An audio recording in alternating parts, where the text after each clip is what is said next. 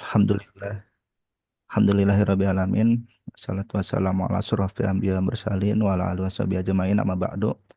Baik, selamat pagi teman-teman semua. Kita berjumpa kembali di acara diskusi online kegiatan Ramadan bersama JIB. Ini adalah eh, pertemuan kedua kita ya dari rangkaian diskusi online yang bertemakan tentang Islam dan kebudayaan Indonesia. Jika pada pekan lalu kita sudah berbicara soal Islam dan kebudayaan Jawa, khususnya pada bidang arsitektur ya. Pada pagi hari ini kita akan berbicara tentang Islam dan kebudayaan Sunda yang akan dinarasumberi oleh Kang Fahri Nurzaman. Eh, ini sebenarnya juga tema yang sangat menarik ya, terutama setelah Gubernur Jawa Barat yang baru itu kan seringkali diidentikan dengan orang yang sangat apa namanya istilahnya ingin membangkitkan kebudayaan Sunda gitu kan.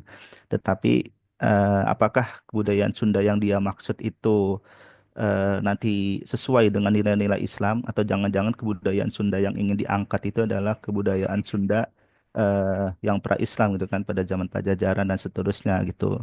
Nah, jadi sebenarnya apakah ada hubungannya antara Islam dan dengan kebudayaan Sunda sebagaimana Islam di Jawa? Nah, itulah yang pada pagi hari ini akan kita bahas. Baik, mungkin langsung saja, tidak panjang pengantar dari saya. Saya serahkan langsung kepada narasumber kita pada pagi hari ini, yaitu Kang Fahri Nurjaman untuk memulai presentasinya. Nanti mungkin presentasi sekitar 40 sampai 60 menit ya, Kang. Setelah itu Baik, nanti kita ada sesi tanya jawab bersama peserta. Baik, silakan Kang Fahri. baik. Assalamualaikum warahmatullahi wabarakatuh. Innal hamdalillah nahmaduhu wa nasta'inuhu wa nastaghfiruh wa na'udzu billahi min syururi anfusina wa min sayyiati a'malina. Man yahdillahu fala mudhillalah wa man yudlilhu fala hadiyalah. Asyhadu an la ilaha illallah wa asyhadu anna Muhammadan abduhu wa rasuluhu alladzi la nabiyya ba'da. Alhamdulillah atas izin Allah kita semua dapat berkumpul kembali dalam acara Ramadan bersama JIB pada bulan Ramadan 1446 Hijriah ini. Pertama-tama saya ucapkan terima kasih kepada panitia dari pihak JIB, juga kepada rekan-rekan peserta yang telah meluangkan waktunya untuk mengikuti acara yang kami selenggarakan ini.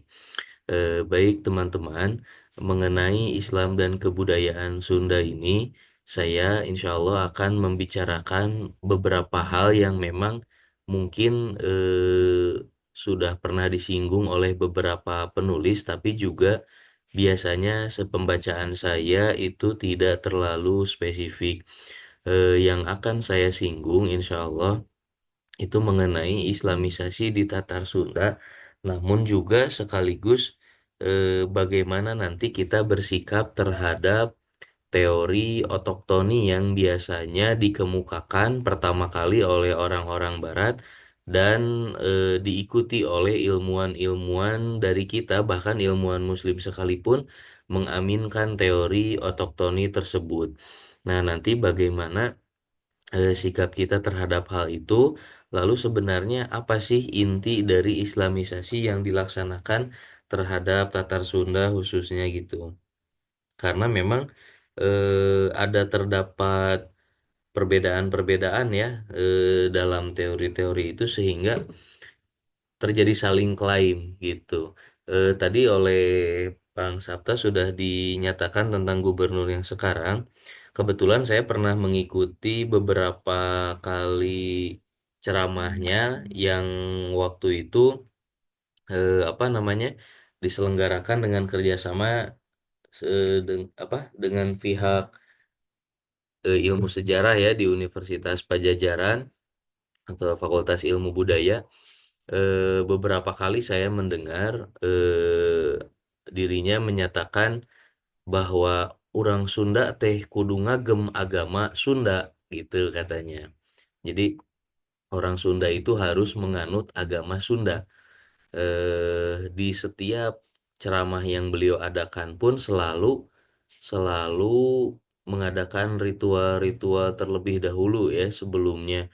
Bahkan ketika di Unpad sekalipun yang waktu itu dilabeli sebagai orasi kebudayaan di ruang ilmiah gitu di sebuah aula yang biasa dipakai berbincang oleh para ilmuwan, ritual-ritual itu tetap dilaksanakan.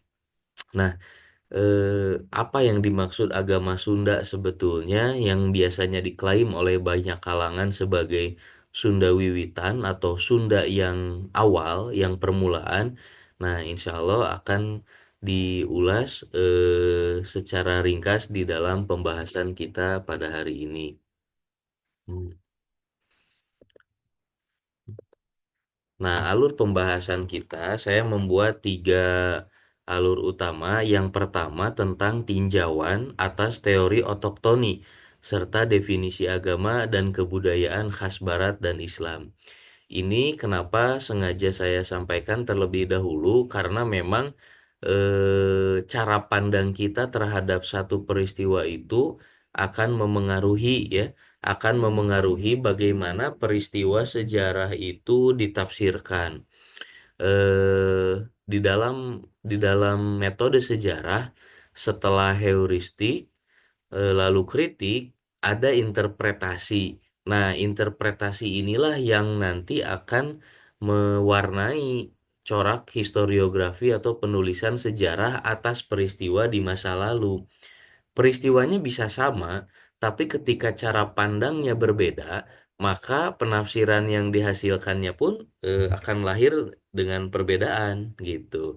Sebagai contoh, misalnya eh, disertasi terkenal dari Begawan Sejarah Indonesia, Profesor Sartono Kartodirjo, tentang pemberontakan petani di Banten, itu karena beliau bukan seorang Muslim. Nah, eh, beliau kan tidak mempelajari, mungkin ya tidak tidak memahami konsep jihad sebagaimana seorang Muslim memahaminya, sehingga beliau tidak menyatakan di dalam narasinya bahwa pemberontakan itu sebagai satu jihad, karena memang saat itu Belanda sudah sangat membatasi ya pergerakan dan aktivitas umat Islam terutama dalam pelaksanaan syariat. Begitupun nanti misalnya penafsiran tentang perang di Ponorogo. Sebagian ilmuwan bahkan ada yang menyatakan itu karena pembatasan atau pengubahan patok tanah milik Pangeran Diponegoro sehingga beliau memberontak. Padahal salah satu faktor utama terjadinya perang itu adalah pelarangan pelaksanaan syariat di lingkungan kekuasaannya Diponegoro. Nah, sehingga membuat mereka melawan gitu. Jadi ada faktor jihad di situ. Itu. Jadi mengenai teori otoktoni itu harus kita bahas terlebih dahulu meskipun nanti secara ringkas. Nah, yang kedua itu Islamisasi Kepulauan Melayu Indonesia, termasuk di dalamnya Tatar Sunda, menekankan aspek ruhania.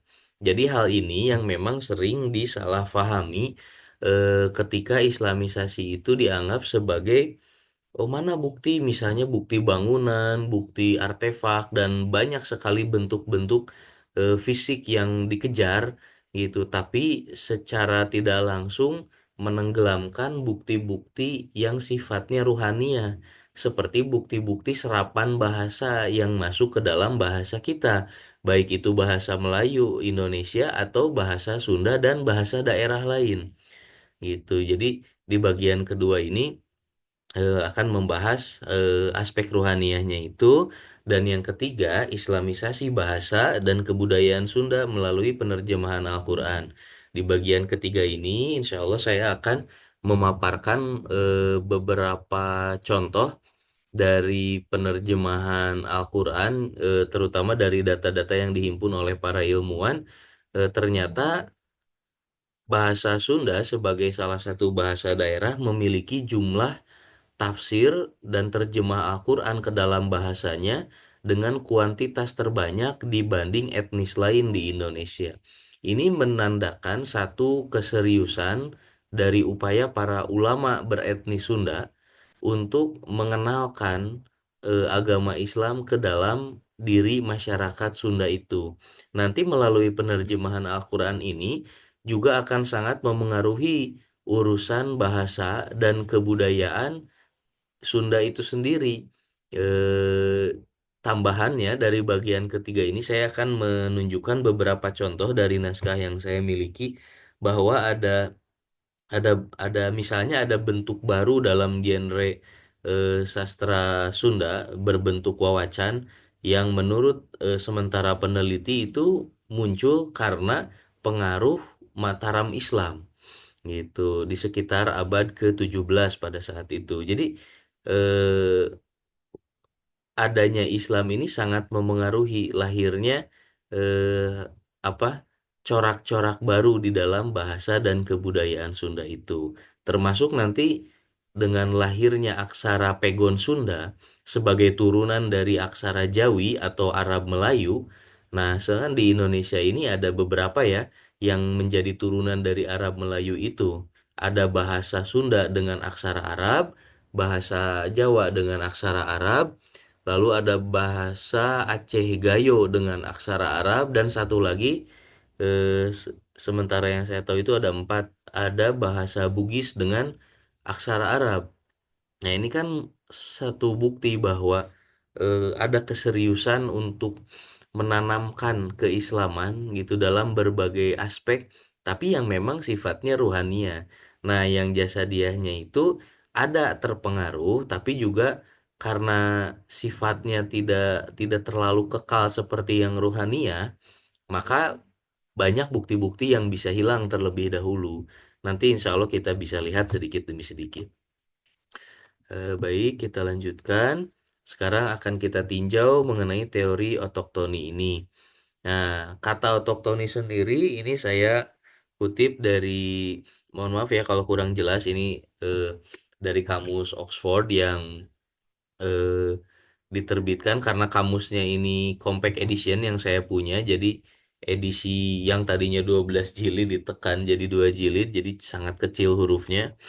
Eh, Kata otoktoni itu ya kebudayaan asli atau sesuatu yang asli dari pribumi gitu, native gitu ya. Nah, di sini ada beberapa akar katanya autochton dari bahasa Latin terus, dan di sini enaknya kalau di kamus ini ditunjukkan penggunaan-penggunaan istilah ini dari zaman yang terawal mereka temukan. Di sini terawal ditemukan tahun 1646 kata ini dalam karyanya T. Brown ya gitu. Lalu nanti digunakan oleh banyak ilmuwan barat dalam rangka menafsirkan apa namanya? Dalam rangka menafsirkan kebudayaan Islam di Indonesia khususnya ya gitu. Jadi klaim para orientalis ini ketika melihat satu kebudayaan di daerah lokal, nah mereka itu berusaha mengangkat sesuatu yang tanda petik asli. Ini katanya asli, ini original dari daerah sini. Nah, karena kebijaksanaan dari kebudayaan asli itu, maka agama apapun yang masuk ke sini jadi mudah diterima. Jadi seakan-akan tidak ada kelebihan dari agama yang masuk itu, tapi kelebihan itu semata-mata dari ajaran lokalitasnya itu. Nah, ini teori otoktoni kira-kira seperti itu bunyinya. Ya. Baik. Nah, ini juga teori otoktoni yang dibahas ya oleh Profesor Alatas di dalam karyanya Islam dalam Sejarah dan Kebudayaan Melayu. Karya ini merupakan pidato profesorial beliau, dan kenapa saya mengangkat Profesor Alatas bukan karena beliau salah seorang sejarawan terbesar di alam Melayu saat ini, tapi juga memang karena perannya yang sangat gigih dan kuat dalam melahirkan kembali cara penafsiran yang baru terhadap sejarah khususnya di alam Melayu. Prof. Alatas ini asli orang Sunda ya, Arab Sunda. Beliau lahir di Bogor tahun 31 dan masih hidup sampai sekarang meskipun sudah puluhan tahun bermukim di Malaysia. Jadi secara Kesundaan tidak perlu diragukan lagi, beliau masih fasih berbahasa Sunda, meskipun sehari-hari berbicara bahasa Inggris di lingkungan ilmiah internasional. Dan karyanya ini menjadi titik balik di mana keberanian orang Melayu dalam menafsirkan itu punya cara pandang yang baru. Bukti otoritatifnya pemikiran Prof. Alatas ialah diakuinya pemikiran sejarah beliau bahkan oleh orientalis itu sendiri. Sehingga di dalam Brill Encyclopedia of Islam yang 12 jilid itu diterbitkan di Belanda, entry untuk sejarah Islam di Indonesia, ya di Kepulauan Melayu Indonesia, itu yang dimasukkan adalah artikel Profesor Alatas. Nah, ini salah satu bukti bahwa pandangan beliau ini diterima oleh bahkan orientalis sekalipun, ya. Nah, di sini dinyatakan ya, saya hanya akan singgung sedikit saja, nanti teman-teman bisa baca kutipannya ini, bahwa semua ini, semua semua kebudayaan asli ini sudah berotoktoni pada daerah kepulauan ini. Ini ya di tengahnya ini. Hanya pada zahirnya tampak pengaruh-pengaruh dari agama Hindu, Buddha, dan Islam. Aku kayaknya anak Zoom deh. Yaitu pengaruh Hindu, Buddha, dan Islam itu sebatas pada luarnya, pada gelarannya dipakai, akan tetapi pada batinnya, jiwanya, intisarinya, sifatnya tetap sama seperti sedia kala. Nah, dia kebal tiada terlalu oleh daya cipta baru pengaruh asing, tiada berubah, tiada terduga, bagai rahasia yang dalam. Nah, teori otoktoni yang dianut oleh mereka, maksudnya para ilmuwan barat ini, dengan keulungan ajaib itu, telah pun menjangkit menularkan bawaannya, merebak di kalangan tiada sedikit sarjana-sarjana dan ahli sejarah yang berpengaruh. Nanti saya tunjukkan contohnya ya, beberapa sejarawan Sunda sendiri, yang orang Sunda bahkan Muslim pula, mengaminkan teori otoktoni ini gitu.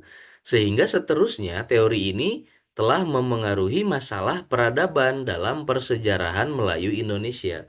Ya, Melayu Indonesia ini kan sangat luas ya, termasuk di dalamnya ada Tatar Sunda ya. Nah, eh jadi mengenai teori otoktoni ini ternyata dampak lebih jauhnya itu berhasil ya, kalau memang orang-orang barat kolonial itu tadinya ingin mengadu dombakan antara kebudayaan lokal dengan Islam khususnya, mereka sesungguhnya telah berhasil karena nanti kita temukan ada rasa bangga dari para penghayat kepercayaan itu mengklaim bahwa diri mereka asli. Sayangnya kata asli sendiri dari bahasa Arab gitu. Jadi harusnya jangan pakai kata asli. Jadi hal seperti ini banyak banyak apa namanya, ketidaksesuaian kalau kita perhatikan secara batin terutama dari bahasa ya. Nanti beberapa contohnya akan saya ungkap lagi. Nah, ini contoh teori otoktoni yang diaminkan oleh Profesor Edi Suhardi Ekajati. Beliau menulis dua buku yang sangat baik ya ini. Oh, maaf gak kelihatan, bentar saya betulin dulu video sayanya. Mana ya?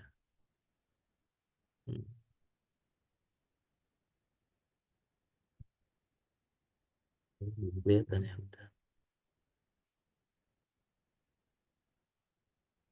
Oh iya, ini, nah ini, jadi ini karya Profesor Edi Suhardi Ekajati, ada dua jilid tentang kebudayaan Sunda.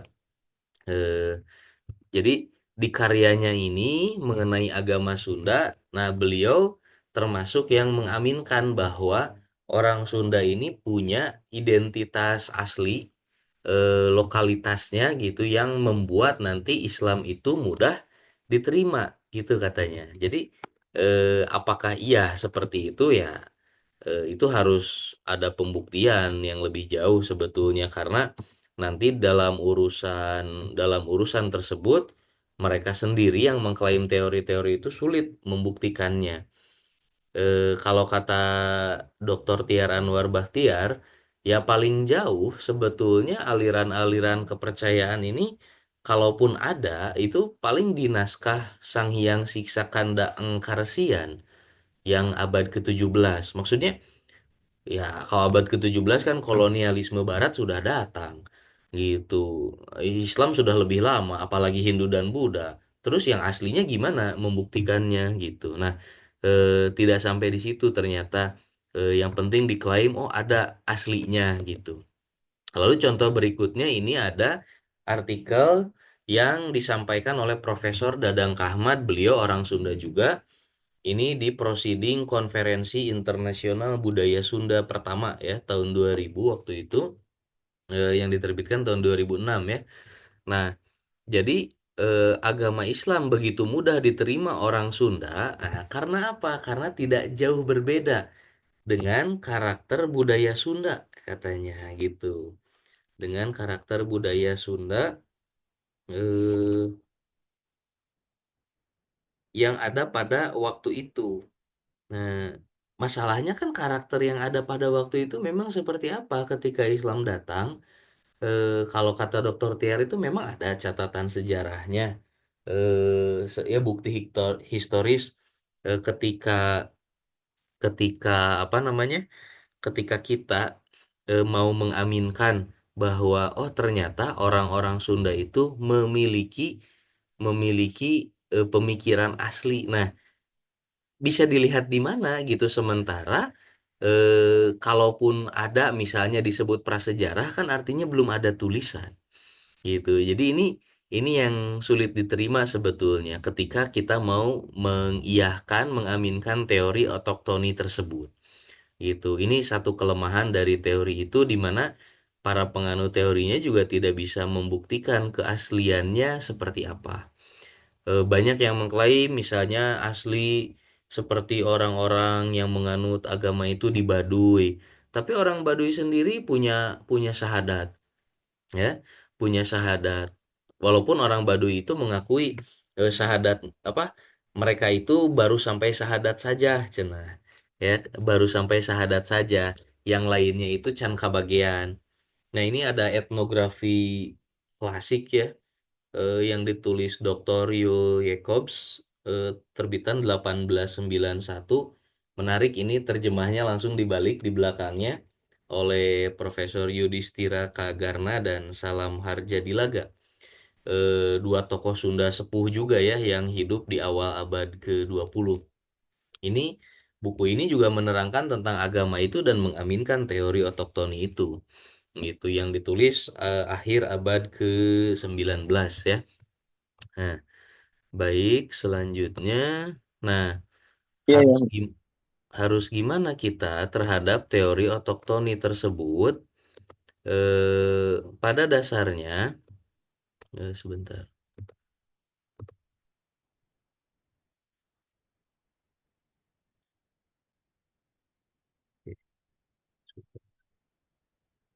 Nah, pada dasarnya sikap ini sudah ditunjukkan ya oleh Profesor Alatas ketika mengkritik teori otoktoni itu.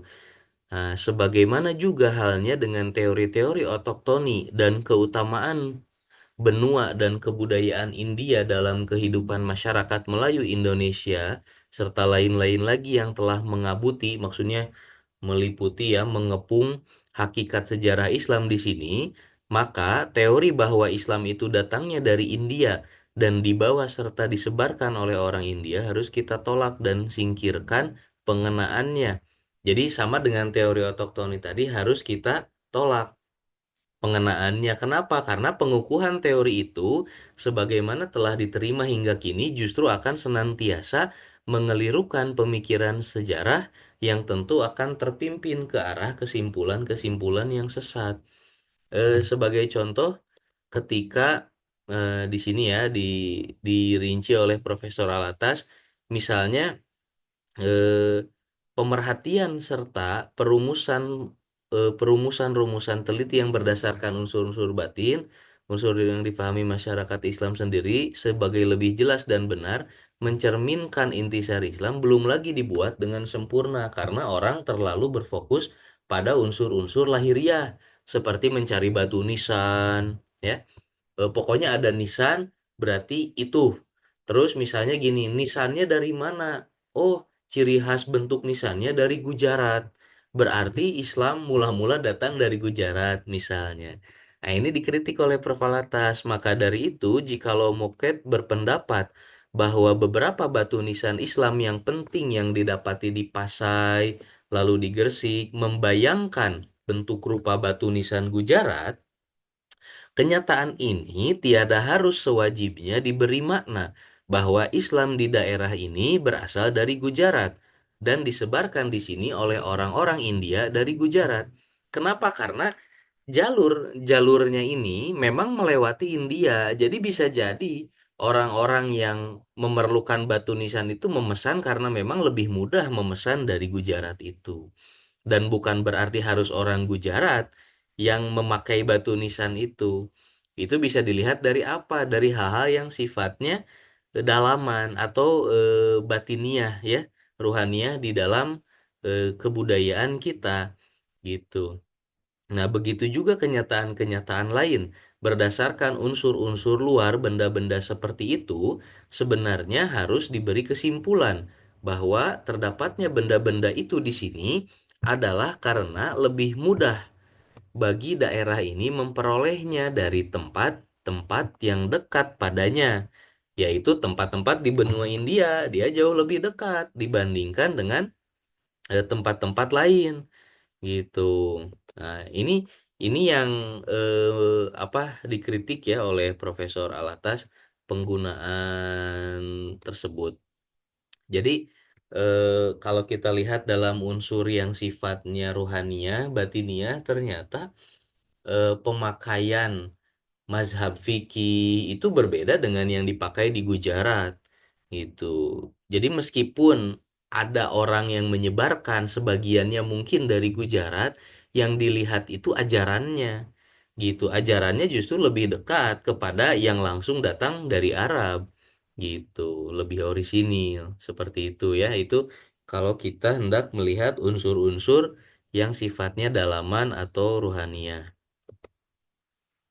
Nah, ini juga ada rinciannya lagi gitu bahwa memang sejak dulu selalu ditekankan ya eh, kenyataan-kenyataan yang sifatnya lahiriah gitu mengenai ke pengislaman atau islamisasi di alam Melayu, dan ini nanti akan memengaruhi penilaian terhadap islamisasi di wilayah lain yang ada di dalam alam Melayu itu sendiri. Salah satunya islamisasi Tatar Sunda itu.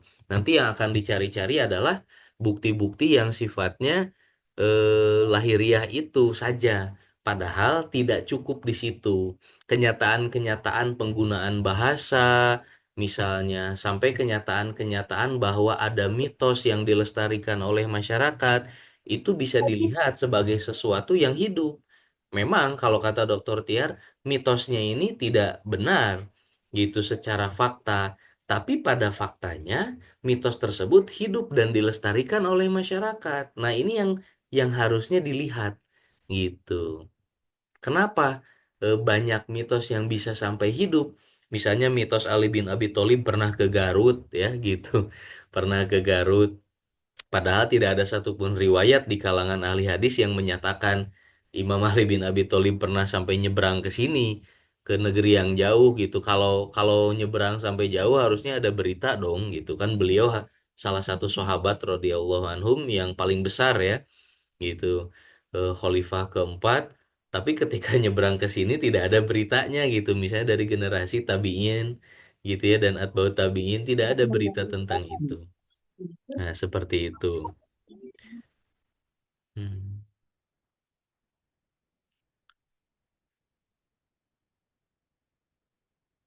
Nah, juga di sini Prof. Alatas menunjukkan ya bahkan pun kitab-kitab yang disebutkan berasal dari India oleh para sarjana Barat khususnya, biasanya sebenarnya penulis-penulis bangsa Arab.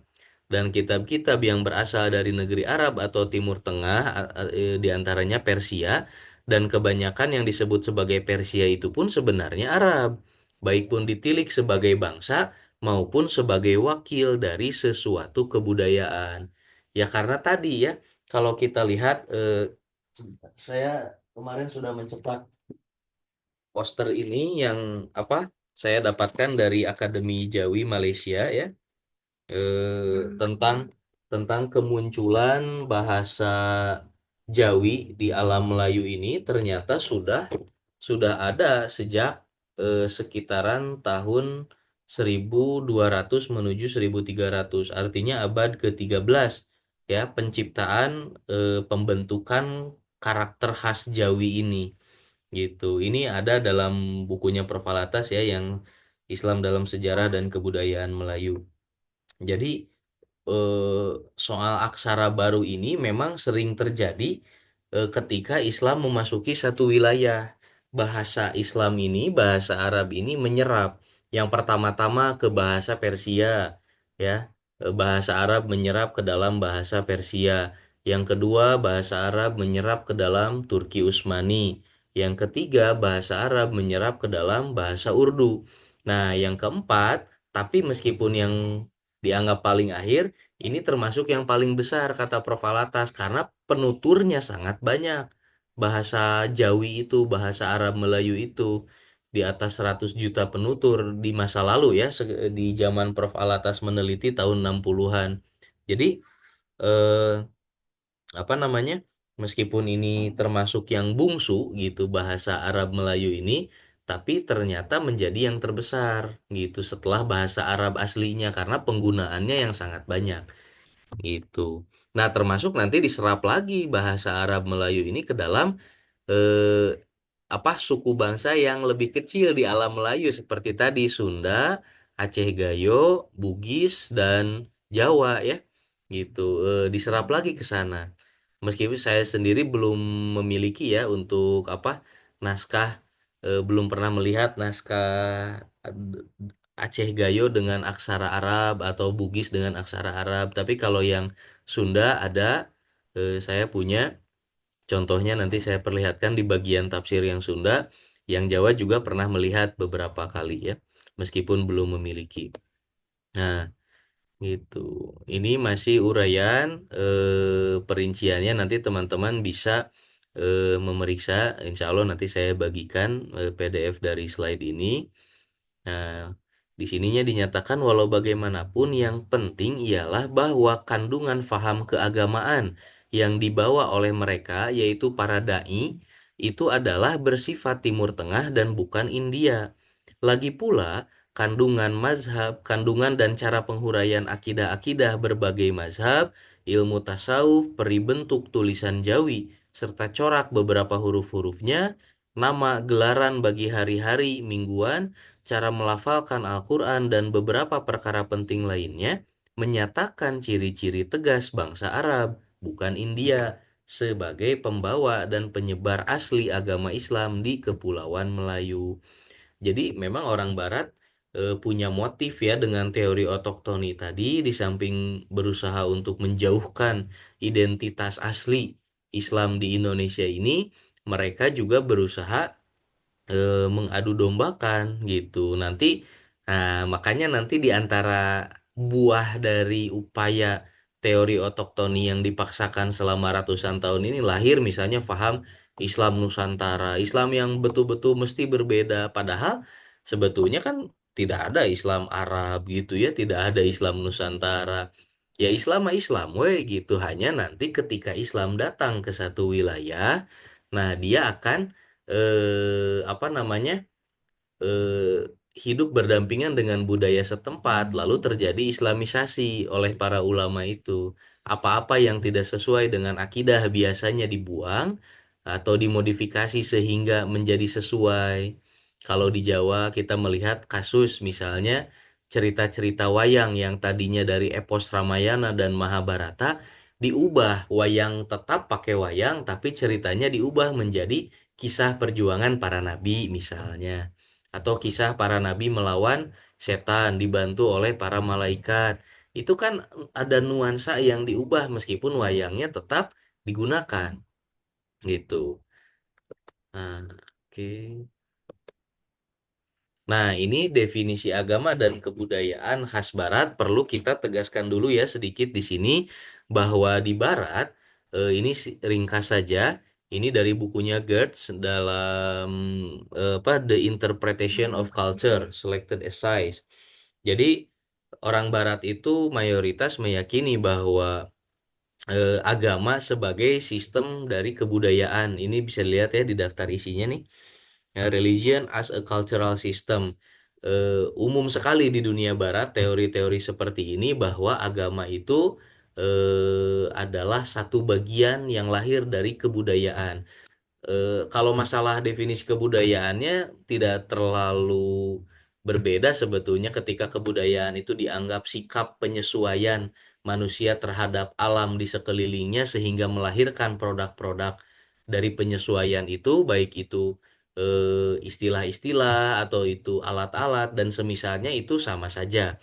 Yang jadi masalah adalah ketika dianggap dari penyesuaian alam sekeliling nanti manusia melahirkan agama. Jadi agama itu sebagai produk dari kebudayaan manusia. Nah, itu kekeliruan yang nanti akan dikritik di sini oleh Profesor Alatas ya. Nah, di sini juga dinyatakan oleh Prof. Alatas, kebudayaan itu merujuk kepada segala hasil ciptaan insan dalam usaha menyesuaikan dirinya menghadapi keadaan sekeliling. Sampai di sini tidak masalah. Nah, tapi di Barat, arti yang dimaksudkan dalam faham segala hasil ciptaan insan itu telah pula mereka, maksudnya orang-orang Barat, kelirukan dengan memasukkan faham agama sebagai sebahagian dari kebudayaan, seperti definisi Gertz tadi, ya, religion as a cultural system, ya gitu, agama sebagai sistem kebudayaan. Mungkin kata Prof. Alatas, pendapat mereka itu dapat dipertahankannya asalkan dia dirujukan kepada tanda petik agama mereka sendiri. Maksudnya jangan kepada Islam, karena Islam itu tidak bisa dikategorikan sebagai agama yang lahir dari budaya. Kalau di Barat, agama itu memang lahir dari budaya. Mereka lahir dari perubahan sejarah, lahir dari trauma-trauma di peristiwa-peristiwa sejarah di masa lalu, lalu melahirkan bentuk-bentuk baru, ajaran-ajaran baru. Sebagai contoh misalnya, orang Barat itu punya rasa trauma 1000 tahun di bawah kungkungan gereja sehingga melahirkan Protestanisme. Itu kan satu bentuk baru yang mereka lahirkan sebagai bentuk trauma terhadap ajaran lama. Dan terus seperti itu. Itu ya kata Prof. Alatas, kalau mau ke apa? eh, kalau mau dengan cara seperti itu ya silahkan kepada agama mereka sendiri, tapi tidak bisa kepada agama Islam. Ya. Gitu. Kenapa? Karena Islam ini murni ditanzilkan, diwahyukan oleh Allah Subhanahu wa taala. Itu. Jadi Islam itu ini di tulisannya yang bagian bawah berbeda dari yang lain yang sesungguhnya merupakan keagamaan belaka, bahwa Islam itu bukan hasil renungan atau teori, bukan hasil agung daya cipta insan. Sebagaimana kebudayaan itu hasil usaha dan daya ciptanya dalam tindakan menyesuaikan dirinya menghadapi keadaan alam sekeliling. Gitu. Jadi ya tidak bisa disama-samakan. Gitu. Islam itu kan tanzil, diwahyukan. Nah, pewahyuan ini juga yang ditolak oleh orang Barat kan? Gitu. Jadi kalaupun dipandang sebagai suatu peristiwa sejarah, nah Islam itu yang mengakibatkan timbulnya kebudayaan Islam, bukan sebaliknya. Karena ada kebudayaan, maka lahirlah Islam. Nggak gitu. Orang dan masyarakat yang Islam itu adalah orang dan masyarakat yang mengenakan pengaruh keislaman ke atas segala bidang kehidupannya. Dan hasil pengaruh serta daya cipta keislaman inilah yang difahamkan sebagai kebudayaan Islam. Ya sebagai contoh gini misalnya, ketika kita mau melihat eh, fakta sejarah misalnya bahwa di wilayah Kepulauan Melayu ini, Pulau Jawa lah ya, di Jawa dan Bali itu kan pakaian wanita itu mohon maaf hanya ditutup bagian bawahnya saja, dari pinggang ke bawah, tidak menutup bagian atas. Kalau kita mau lihat foto-foto abad ke-19 akhir atau yang foto-foto disediakan oleh Belanda itu abad ke-20 awal, itu masih seperti itu. Nah, Islam itu sebetulnya datang memperbaiki hal-hal itu sehingga nanti muncul model-model pakaian baru. Kalau di Indonesia kan kita ada mukena ya. Kalau di Indonesia kita ada mukena. Kenapa misalnya dalam Al-Quran atau dalam hadis tidak dinyatakan kita sholat harus pakai mukena. Ya kan pada dasarnya pakaian wanita muslimah itu sudah menutup aurat. Kalau sudah menutup aurat, dia bisa dipakai sholat. Tapi karena pakaian muslimah di Indonesia mayoritas belum menutup aurat, maka dibuatlah satu produk budaya bernama mukena. Untuk apa? Untuk memudahkan mereka yang belum sempurna menutup auratnya ketika mau sholat, ketika mau ngaji, tinggal pakai mukena. Kalau orang yang sudah sehari-harinya nutup aurat, ya mukena tidak diperlukan lagi. Seperti orang-orang di Masjidil Haram misalnya, orang-orang yang dari Arab dan Afrika khususnya. Kan mayoritas juga tidak pakai mukena karena mereka sudah menutup aurat dari tadinya. Gitu. Nah, mukena ini kan lahir karena ada perintah menutup aurat gitu dalam Islam. Bukan ada mukenanya dulu baru ada perintahnya gitu. Jadi eh, itu ya di antara contoh yang saya dapatkan ya meski bukan disebutkan oleh Prof. Alatas gitu. Prof. Alatas hanya menyatakan pada dasarnya ajaran Islam ini yang nantinya menimbulkan banyak kebudayaan-kebudayaan khas Islam gitu ya seperti kita sekarang bulan Ramadan sebentar lagi Lebaran pertanyaannya muncul tradisi atau kebudayaan mudik dulu atau Lebarannya dulu kan Lebarannya dulu karena ada hari raya Id maka orang-orang berbondong-bondong ingin pulang kampung gitu bukan ada pulang kampungnya dulu baru ada Lebarannya dulu gitu seperti ada apa produk kebudayaan bernama sajadah. Kan zaman Nabi nggak ada sajadah. Terus kenapa sekarang ada? Ternyata karena tidak setiap tempat, misalnya dimungkinkan bersih untuk melaksanakan sholat. Di tempat-tempat umum, maka orang membuat sejadah agar bisa sholat di mana saja kalau lagi di perjalanan. Kan sejadah lahir karena ada perintah sholat. Di tempat yang suci, bukan ada sejadahnya dulu baru ada perintah sholat gitu. Nah, itu contoh sederhananya seperti itu. Nah, Islamisasi Kepulauan Melayu Indonesia, termasuk di dalamnya Tatar Sunda, itu menekankan aspek ruhaniah, ya. Islamisasi, ini saya mengambil definisi dari Profesor Alatas dalam Islam dan sekularisme. Eh, Islamisasi itu apa? Islamisasi itu ialah nah, eh, pembebasan, ya. Nah, Islamisasi itu pembebasan manusia yang diawali dengan pembebasan dari tradisi-tradisi yang berunsurkan kuasa sakti atau magic, ya, mitologi, animisme, kebangsaan, kebudayaan yang bertentangan dengan Islam.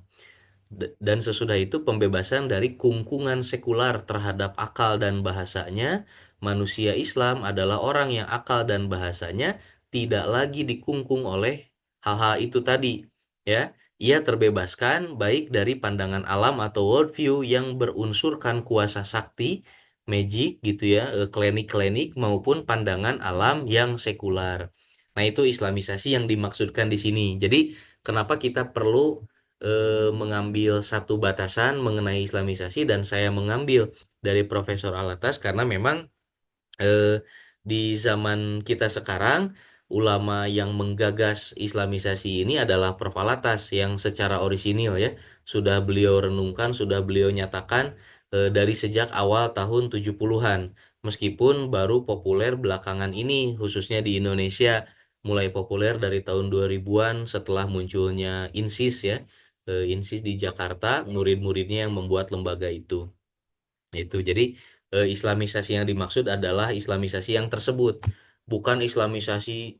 Kan saya sering mendengar ejekan, memang ada kalau Islamisasi sains misalnya, memang ada matematika Islam, ada komputer Islam, ada roket Islam ya bukan ke situ maksudnya. Islamisasi yang dimaksud adalah unsur dalamannya, unsur konseptualnya. Secara produk kita akan sama-sama mendapatkan produk dalam teknologi itu yang tidak ada bedanya dengan yang belum diislamisasi, tapi secara filosofinya yang akan kita dapatkan perbedaan. Tujuan dari penciptaan satu produk misalnya untuk apa? Untuk membantu misalnya memudahkan pelaksanaan syariat. Nah, itu di antara bentuk-bentuk islamisasi itu dalam hal konseptualnya, dalam hal falsafahnya, bukan dalam produknya yang diislamkan. Prosesnya seperti apa? Nah, ini ada dalam lampiran Islam dan Sekularisme. Ini Prof. Alatas juga mengutip dari karyanya yang lebih dulu tentang General Theory of Islamization ya. Nah, eh, di sini di paragraf yang kedua, kedatangan Islam menandakan permulaan suatu zaman baru dalam sejarah kepulauan Melayu Indonesia. Buktinya apa dari revolusi kebudayaan ini terdapat dalam karya-karya yang bersifat penjelasan dan polemik dari abad ke-8 Hijriah atau 15 Miladiah sampai abad ke-10 atau 17 ya, yang mencerminkan perubahan pemikiran dalam pandangan alam atau worldview masyarakat. Dari mana sumber perubahan itu? Dari suatu konsepsi mengenai wujud yang berbeda dari yang telah mereka ketahui di masa yang lampau.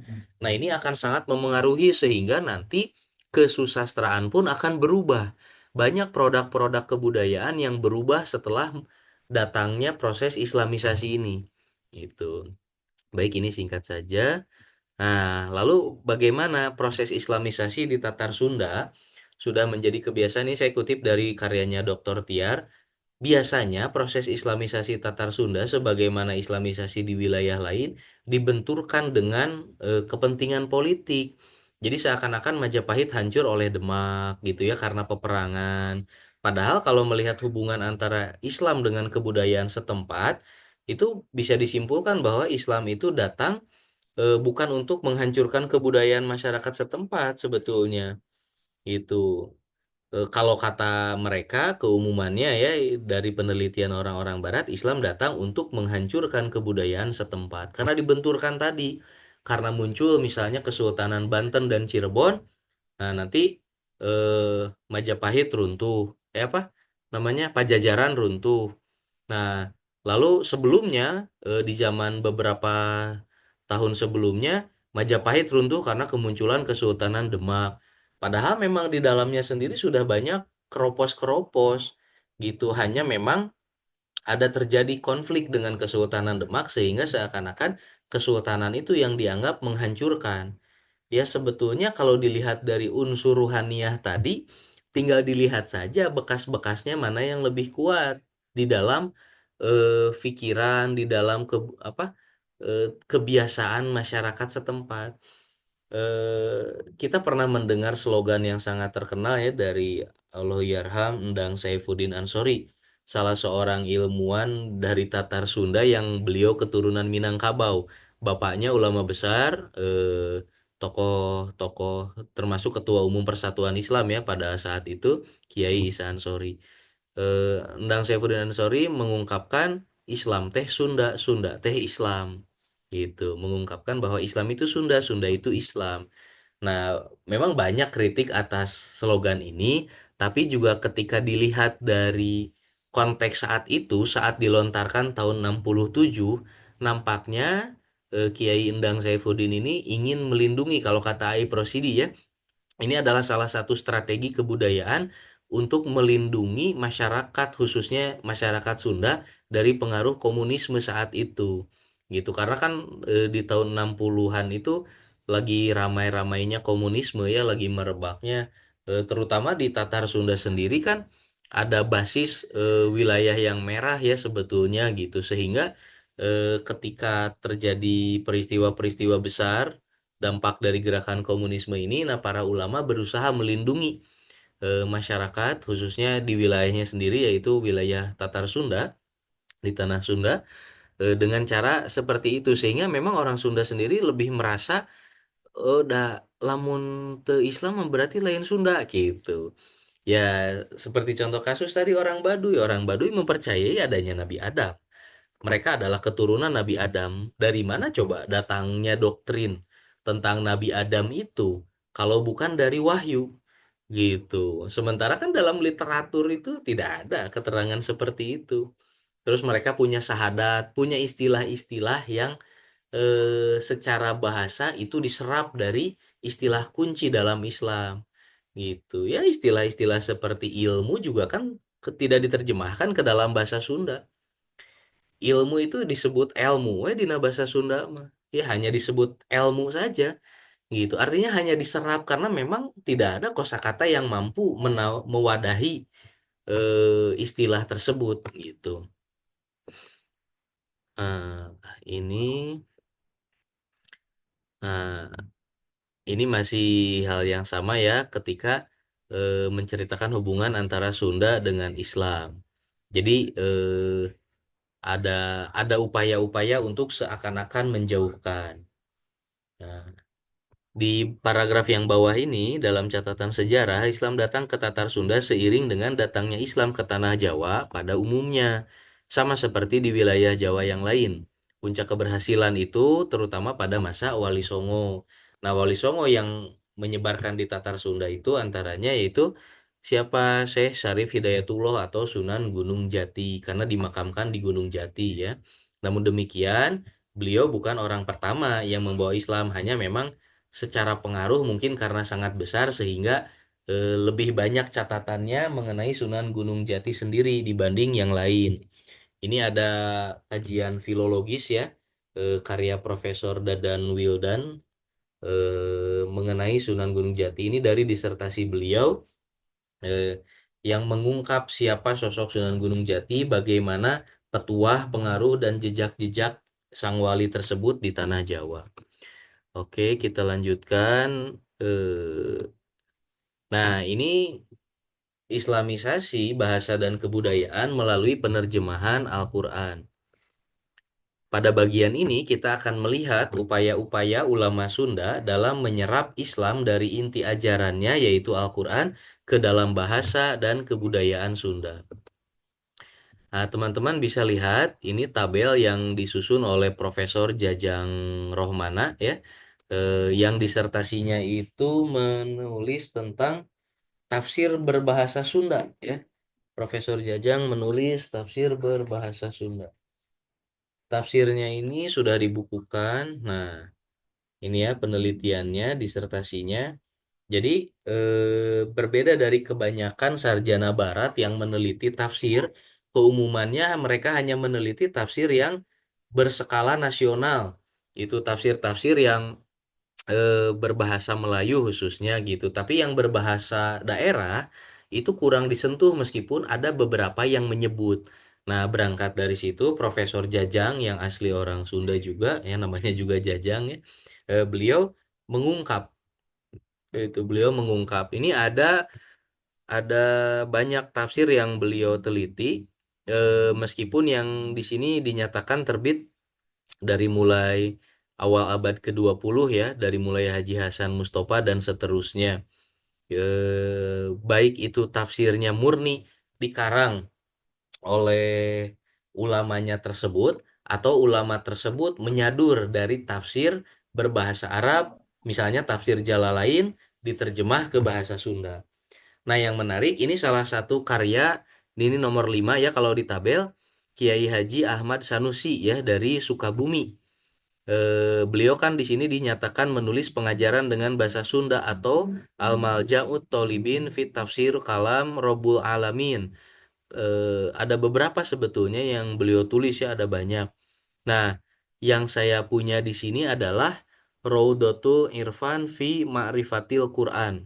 Ini tafsir lengkap 30 juz, tapi yang ini hanya sepotong ya, hanya setengahnya 1 sampai 15 juz.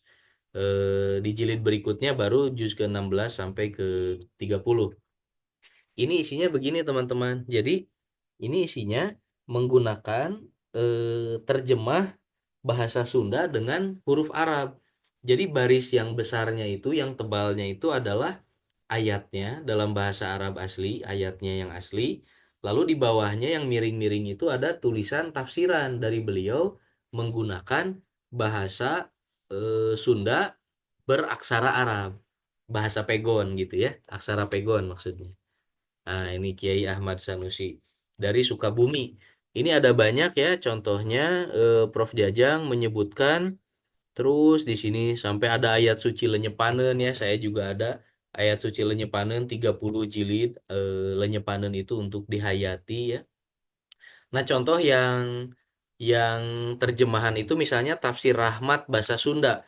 Jadi Haji Umar Bakri ini adalah adik tingkatnya Buya Hamka ya, murid dari Haji Rasul di Sumatera Tawalib. Profesor, jadi profesor juga ya Umar Bakri ini. Umar Bakri ini menulis Tafsir Rahmat. Di kemudian hari diterjemahkan oleh H.M. Sulaiman ke bahasa Sunda dari bahasa Melayu gitu. Nah, kalau Kiai Haji Ahmad Maki menerjemahkan tafsir Jalalain sebanyak 6 jilid ke bahasa Sunda. Nah, ini upaya-upaya ini dilaksanakan oleh para ulama sehingga nanti akan memengaruhi akan memengaruhi secara luas bagaimana bentuk-bentuk budaya dan kesusastraan Sunda itu sendiri terpengaruh oleh terjemahan-terjemahan Al-Qur'an ini. Ini ada contoh di tabel berikutnya, nomor 21. Ini kan semua ada 31 naskah ya.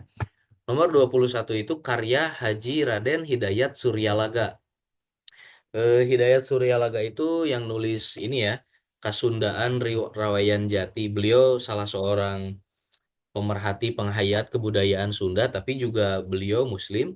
Beliau menerjemahkan Al-Quran dengan judul Nur Hidayah, Sari Tilawah Bahasa Sunda. Al-Quran 30 juz Winangan Pupuh. Saya pernah melihat naskahnya di perpustakaan AI Prosidi di Bandung, 3 jilid tebal.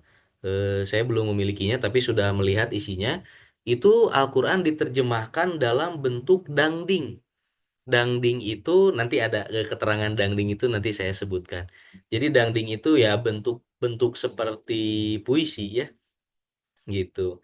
Eh di sini nomor 23 ada Muhammad Syarif Sukandi, Tarjamah Quran Sareng Laten. Nah, menariknya Kiai Syarif Sukandi ini nanti membuat banyak serapan dari terjemahan Al-Quran ke dalam bentuk dangding dan pupuh.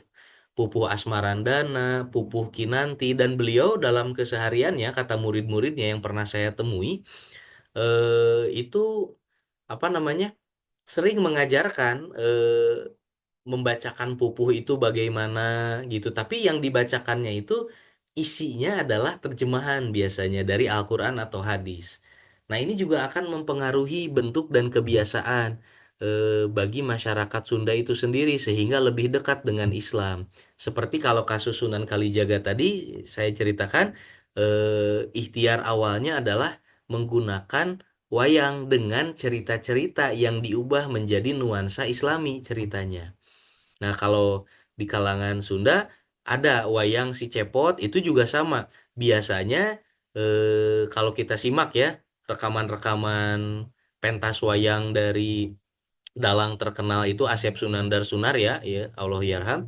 Beliau itu sering menyelipkan nasihat-nasihat keislaman bahkan dalil-dalilnya disebutkan melalui pagelaran wayangnya itu gitu. Menurut Profesor Jajang, tafsir berbahasa Sunda ini secara kuantitas jumlahnya cukup banyak dibanding tafsir lain dalam bahasa lokal yang ada di Indonesia. Ya, termasuk dibanding bahasa Jawa sendiri, bahasa Sunda ini lebih banyak penggunaannya untuk tafsir Al-Qur'an dan terjemah Al-Qur'an. Nah, beberapa bentuk lain yaitu lahir semacam haleang panggugah ya, nyanyian penggugah yang berbentuk pupuh kinanti, Mas Kumambang, Asmarandana, dan Sinom yang terinspirasi dari Al-Quran itu sendiri. Nah, ini saya punya naskahnya, ini contoh naskahnya ya. Ini belum diterbitkan. Ada yang sudah diterbitkan tapi saya lupa naruhnya jadi belum sempat difoto. Nah, ini naskah yang belum diterbitkan oleh beliau. Ini masih pakai kertas wajit, kertas yang dipakai buat bungkus makanan itu, wajit khas Sunda.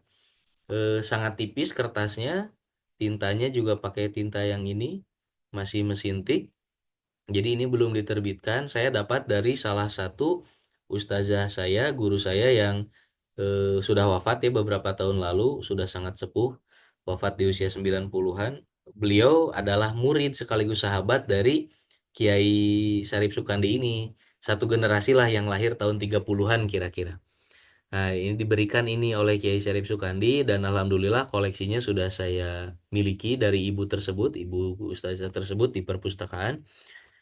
Ini kan lihat wabil walidaini ihsana. Ini kan dari dalil ya, dari dalil yang tekstual gitu. Judulnya sih diambil dari ayat gitu. Assalamualaikum gitu ya. Pamuka Sekar Pawarti. Nah, ini kalau saya tidak punya keahlian untuk membacakan pupuh ya, jadi hanya bisa membaca biasa saja. Tapi di dalam isinya ini mengandung makna-makna yang eh, tafsiran dari ayat wabil walidaini ihsana tadi. Gitu. Ini salah satu contohnya. Nanti kan ini oleh kiai-kiai seperti Syarif Sukandi ini diajarkan lagi.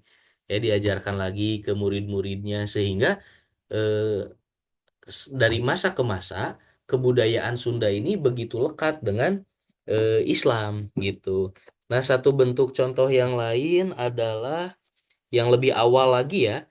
Ini Haji Hasan Mustafa, penghulu besar Bandung yang juga pernah menjadi penghulu di Aceh, sahabatnya Snow. Ya, meskipun banyak ulama yang curiga dan nyinyir kepada beliau, mungkin karena jadi dekat dengan Snoke ya. Tapi juga Snoke saat dekat dengan Hasan Mustafa kan sudah mengaku sebagai Muslim. Ketemunya juga di Mesir. Maaf, ketemunya juga di Mekah. Jadi mungkin wajar kalau Hasan Mustafa ini mempercayai saat itu Snoke sebagai Muslim. Eh, Bahkan dalam satu momen Hasan Mustafa lah yang menikahkan Snow dengan salah seorang anak kiai di Jawa Barat gitu. Nah, Hasan Mustafa ini menerjemahkan Al-Quran dalam beberapa bentuk selain tafsir, juga diterjemahkan ke dalam dangding misalnya ya, ke bentuk-bentuk puisi kuno Sunda gitu. Ada banyak sekali karyanya, itu diteliti secara serius oleh almarhum Ai Prosidi ya. Orang Sunda yang di kemudian hari mendirikan rumah dan perpustakaannya di Jawa Tengah. Baik, nah bentuk lainnya yaitu wawacan. Wawacan itu adalah cerita dan uraian dalam bahasa Sunda dengan bentuk dangding, yaitu puisi dalam bait-bait ikatan pupuh. Nah, ini saya definisi ini ambil dari ensiklopedi Sunda ya teman-teman. Jadi ensiklopedi Sunda ini adalah ensiklopedi etnis pertama yang terbit di Indonesia, dan bisa dibilang yang terbesar juga ya karena dikerjakan secara serius selama kurang lebih 10 tahun oleh AI Prosidi dan kawan-kawan, dan di dalamnya banyak memuat apa istilah-istilah tentang kebudayaan juga tokoh-tokoh Sunda baik itu yang ulama atau yang bukan ya. Selanjutnya, nah ini genre wawacan menurut Munawar Khalil, wawacan tadi sudah disebutkannya definisinya. Wawacan ini baru dikenal masyarakat Sunda setelah masuknya pengaruh Jawa, yaitu Mataram Islam pada awal abad ke-17. Ini ya disertasi dari Dr. Munawar Khalil ya. Munawar Khalil ini bukan Munawar Khalil yang kiai dari Semarang ya, beda. Kalau Kiai Munawar Khalil dari Semarang yang menulis kelengkapan tarikh Nabi Muhammad sebanyak 8 jilid itu eh, sudah wafat. Kalau Munawar Khalil yang ini baru lahir tahun 69. Jadi orangnya masih ada, masih hidup ya sampai sekarang dan beliau adalah filolog. Kalau Munawar Khalil yang lama itu yang nulis sejak tahun 20 30-an itu dari Semarang. Beliau adalah ulama besar di bidang tarikh dan hadis ya. Nah, jadi wawacan Samun ini salah satu penelitiannya dan beliau menyatakan genre ini baru dikenal. Artinya dengan masuknya Islam ke Tatar Sunda, nah melahirkan ada genre baru mengenalkan sesuatu bentuk yang baru. Saya sendiri belum belum mendapatkan bukti yang pasti ya kapan mulanya aksara Sunda Pegon dibuat dan digunakan. Kalau tadi kata Prof. Alatas kan aksara Arab Melayunya itu sejak abad ke-13. Nah, tapi kalau untuk ke bahasa Sundanya dengan aksara Arab, saya belum menemukan pastinya kapan. Ya, catatan terjauh yang saya dapat itu adalah karya dari Haji Hasan Mustafa itu sendiri ya.